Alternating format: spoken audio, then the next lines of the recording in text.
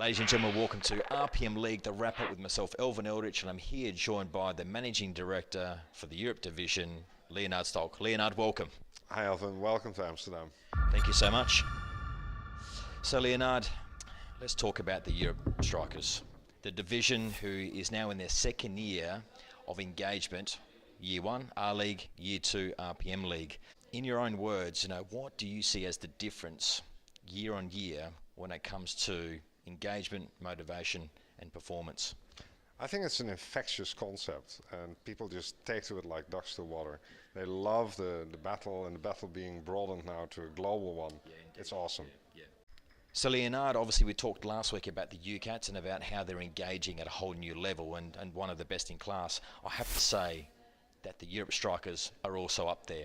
We've seen what the work that the RMC have done, led by the president, Sven Jagard. It's just been brilliant.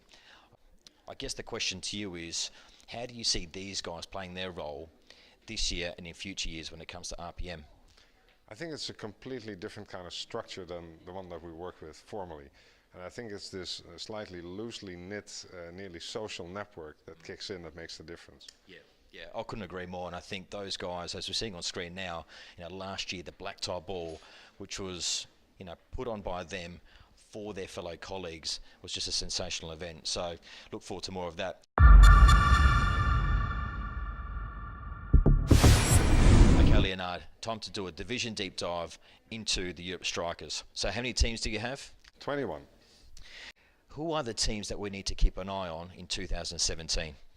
There's always the Germans to keep an eye on. Typically when the Dutch and the Germans are in the same tournament, we battle mightily and the Germans win. But that's soccer, so this is something different. Obviously the German teams, the Dutch teams are the ones to keep an eye on. They're making great headway. Sure.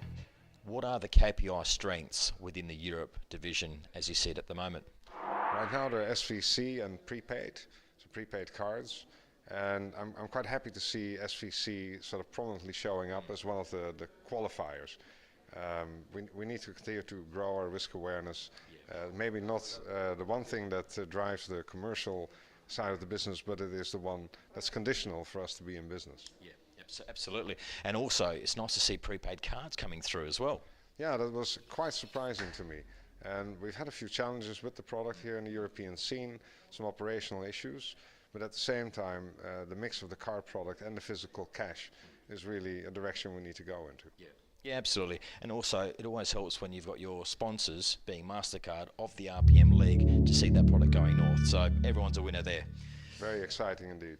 So the last question I have for you, Leonard, is who are the rising stars to which obviously RPM has sort of provided a little bit of a catalyst and seeing some of these new people up and coming across the Europe division? To my mind, it's the French teams. Okay. The French teams are rather new to this. They're very excited about it. Their incentive side of the program is still being put together. But I can already see when I talk to people in Toulouse and Lyon like last week, that there's great appetite for aggressive participation. Brilliant. Well, we definitely look forward to that.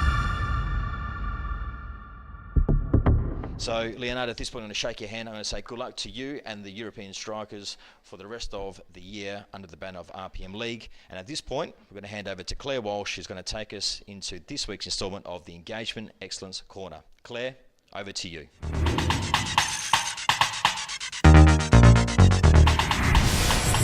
Hi team, it's great to be back talking to you all again this week, and I hope you enjoyed last week's video.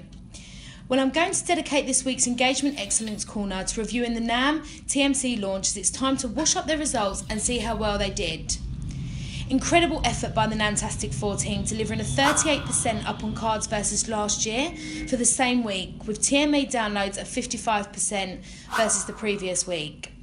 When we put these results next to the TMC and TMA download results of the ANC Avengers and UK Ats, unfortunately NAM didn't quite get to overtake them. But let's not take away their shine, as these are fantastic results and any business would give their right arm for such performance growth. Huge congrats to the entire team. Hats off to everyone on the RSMs for supporting the teams by launching TMC 500, a great internal event which has really helped with the amazing sales. If you haven't seen it, make sure you check it out on the lounge.